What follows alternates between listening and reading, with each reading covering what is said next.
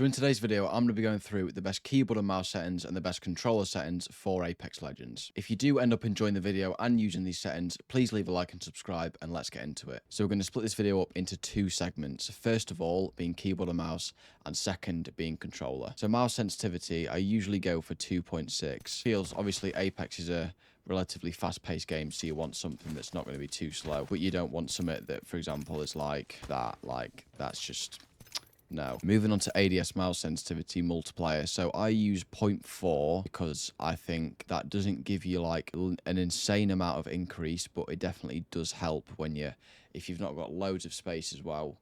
If you've got like a really small amount of space, turn it up, but you don't really need it that high. So I think 0.4 is definitely the best. Obviously turn mouse acceleration off, mouse invert off, and whatever that even means, I'm not sure. Lighting effects, now this depends on your keyboard. I probably should turn this off, but it's all personal preference to what you use. I don't really think it matters. I should probably turn that off though, so keep that off. So movement, obviously, what I do is I have obviously WASD, and then move forward, I have scroll up on my mouse because of tap strafing. I'm going to make a video on that as well, so turn post notifications on. And then for jumping, I have downwards.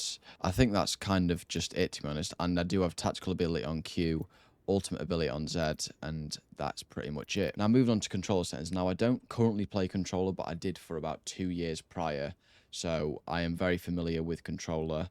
I've recently got a PC, so obviously I've been playing on PlayStation for like the past 6 years with a controller. So button layout, you're going to obviously want uncustomized. I have jump on my left stick inwards. Crouch, obviously, usual. Toggle zoom I have on A. Obviously, I have auto sprint on when I'm playing controller, so I don't obviously need a sprint button. And that's pretty much all the customized settings that I've got on the actual controller. So if we move down to stick layout, obviously just keep that default. Keep most of these obviously default. This is common sense. Crouch button hold, aim button hold.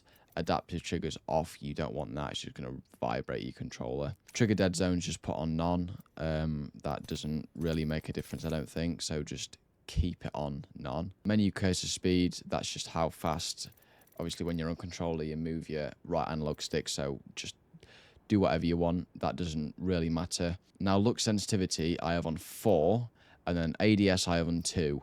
I've tried 4 and 3. I don't really like it. It's a bit too fast. Because I don't know if you know, but on Apex, the aim assist is absolutely insane. I think they've nerfed it on PC, but on console, it's ridiculously OP. Response curve, I have on linear. I will always have it on linear in every game, so keep it on that. Look dead zone, I have on small. I think I've always had it on that. Movement dead zone, small. Inverted look off. You don't want vibration on either because that's just obviously going to vibrate your controller. You're not going to be able to concentrate when you're playing. And then obviously advanced look controls I don't use, but if I was to use them, then these are the settings that I've had before. So if you just want to copy these down, I think these are the ones that I've used before.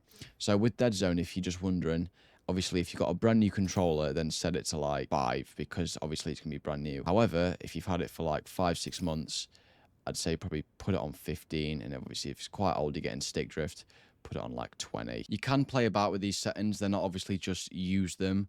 It's obviously personal preference, what you use, how much mouse space you have, what type of controller you have, whether you have paddles. So just play about with the settings. If you like them, use them. If you don't, then don't. But I hope you do use them, and I hope you found this video very useful. And if you did, if you could like and subscribe, that'd be amazing. Thanks for watching.